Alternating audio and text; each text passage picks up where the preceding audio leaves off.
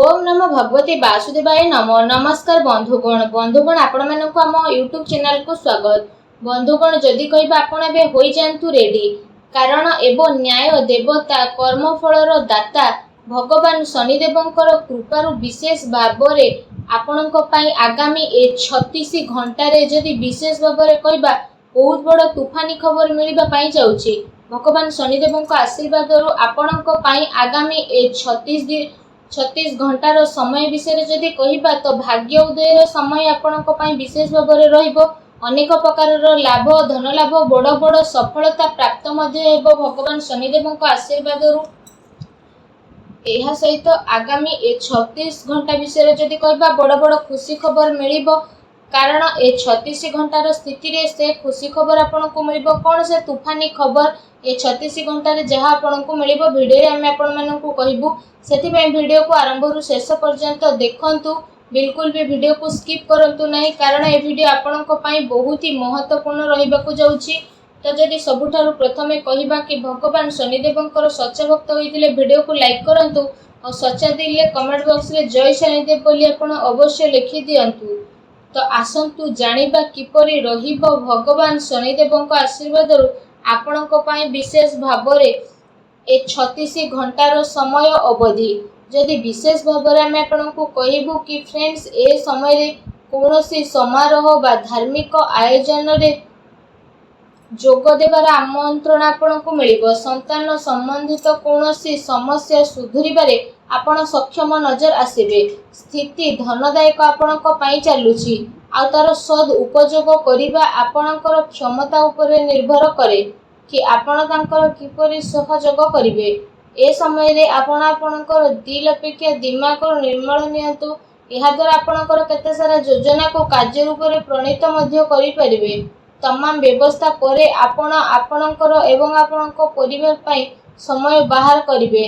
निजर कार्य क्षमता रे आपण पूर्ण विश्वास रखिवे। एहा सह ए समय रे कोनोसी पुराना मित्रक सह मिलिबा कारणरु किछि पुराना याद आपणकर ताजा हेबो, जहा द्वारा आपणक मन खुशी रहिबो। जदि कोनोसी कोर्ट केस चालुची तो भी फैसला आपणक सपक्ष रे जीवो, तो सेति पई पूर्वरु ही ता ऊपरे पूरा काम करिकि रखंतु। जो काम को करिबा पई आपण किछि पूर्व टाइम रु काफी भाबी चिंती कि करूथले, तो एबे से सब पूरा करिबार जोग आसी जाईछि। समाज रे विवेकर सहित जदि आपण काम करिवे सबु बाजी आपणक सपक्ष रे जीवो, तथा भारी संपर्क रु मध्य आपणको एबे अधिक फायदा मिलिबो। ए समय रे जदि आपण कोनोसी महत्वपूर्ण कार्य रे पैसा लगेबा पई चाहुबिछंती, तो भी परिस्थिति आपणकर अनुकूल रहिबो। एहा उपरे आपण गंभीरतार सह काम करंतु। ए समय रे आपण धन आ व्यवसाय संबंधित सबु दायित्व को बहुत ही सफलतार सह निभाई मध्य नेबे, जहा द्वारा आपणको काफी उत्साह अनुभूत हेबो। फ्रेंड्स एहा सहित ए समय रे अन्यर कथारे आसीबा अपेक्षा आपण निजर निर्णय को निजे सर्वोपरि रखंतु, अन्यथा कोनोसी प्रकारर नुकसान मध्य होई पारे। कोनोसी पड़ोसियों सह छोट कथा को नै मामला आपणकर थाना पर्यंत जाई पारे। सेति पई निजर क्रोध उपरे नियंत्रण रखंतु। एहा सहित कहिबा समय रे शब्दर उचित प्रयोग करंतु। आपणकर नकारात्मक शब्द पिलांक मध्य रे हीन भाव सृष्टि करिवो। एहार नकारात्मक प्रभाव तांकर पाठपढ़ा उपरे मध्य पड़ी पारे, तेणु सावधान रहंतु। एहा सहित ए समय रे भारी गतिविधि तथा अजणा लोकंक ठारू दूरे की रुहंतु। अधिकतर समय निजर घर परिवार रे आपण व्यतीत करिवे, कारण कोनोसी प्रकार वाद विवाद हेबार आशंका मध्य रहिछि। संतान संबंधित कोनोसी चिंता मध्य आपणको रही पारे। एहा सहित ए समय रे कोनोसी भी निर्णय आपण आदु भी तत्पर होइकि नियंतु नाही। पिलार कोनोसी कार्य रे आपणको सफलता मिलिबो। धन संपत्ति रे नुकसान रो स्थिति मध्य बनुछि।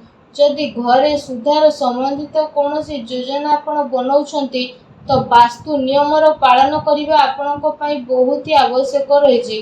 कोनोसी जणा व्यक्तिक द्वारा घरे मन उठावर स्थिति मध्य बनुअछि। एहा द्वारा घर परिवार उपरे मध्य स्थितिर परिवर्तन आसीबो। घरर वरिष्ठ व्यक्तिक परामर्श रे हस्तक्षेप करिबा द्वारा समस्या सब सुधुरी जीवो। कटु बाणी रे आपण प्रयोग करिबा ठारू दूरे रुहंतु।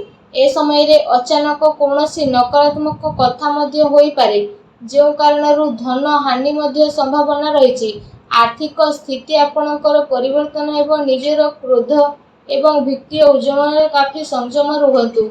आपण धैर्य संयमतार सह कार्य करतु, यह आपणक पई भल रहिबो। जदि आपणक लव लाइफ नजरिया कहबा तो ए समय व्यस्तता कारणरू परिवार रे आपणक टाइम को स्पेंड करि परिबे नाही, किंतु परिवार लोक आपणकर स्थिति को बुझिबे आ सहयोग मध्य प्रदान करिवे।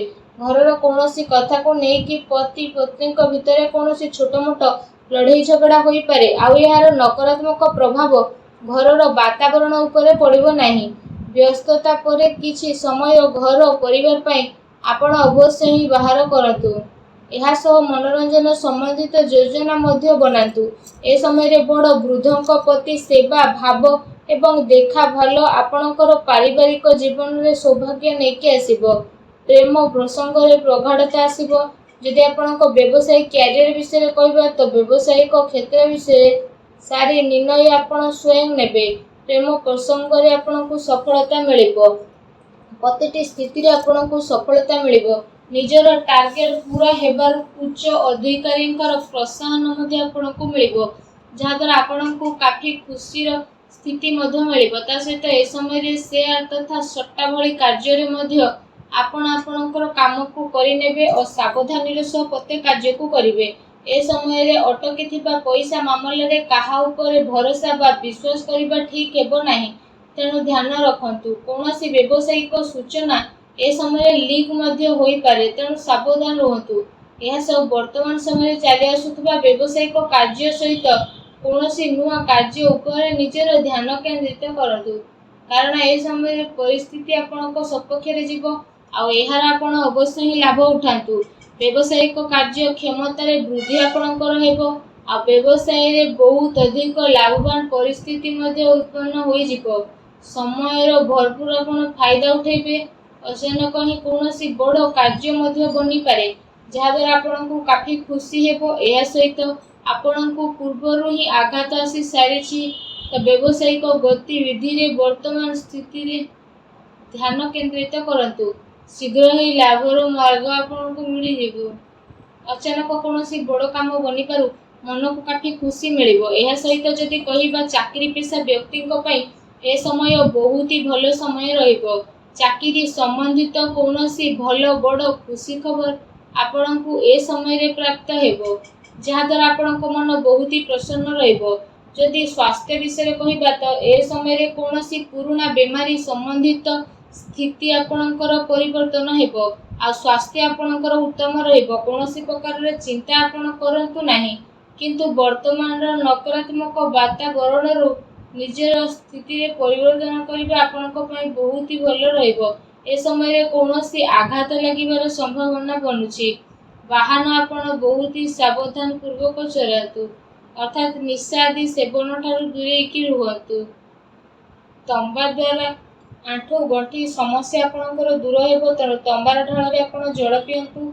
सूर्यदेव को जलार्घ्य अर्पण मध्य करतु। वीडियो केमती लागला कमेंट करके जणांतु। चैनल नुआ आस्थिले चैनल को सब्सक्राइब मध्य करि दियंतु। धन्यवाद।